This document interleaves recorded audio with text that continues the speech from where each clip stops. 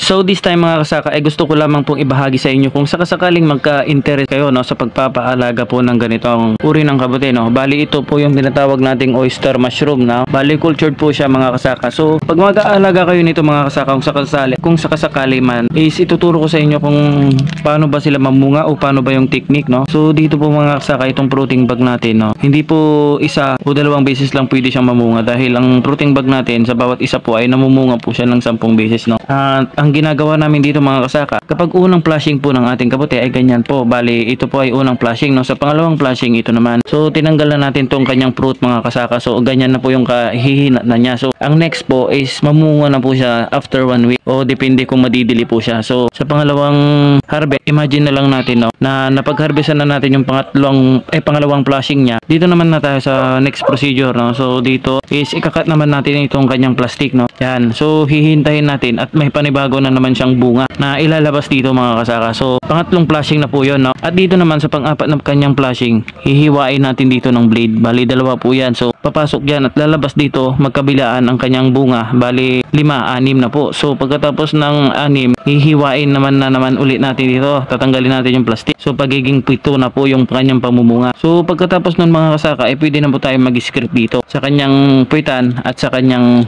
kumbaga side by side na po yung pag-aanihan natin. So doon na po may siyam na po tayong harbisan dyan. At sa pang-10 mga kasaka, mag-i-script ulit tayo dyan. Lalabas ulit dyan side by side hanggang sa ganito na lang po yung kanyang matitirang substrate. Kasi dito mga kasaka meron pang lalabas dyan eh. So ayun lang mga kasaka, kung gusto nyong matuto or mag-alaga ng ganito mga kasaka no. So kontakin nyo lang ako kung gusto nyong bumili ng ating fruiting bag dahil ito mga kasaka ay paniguradong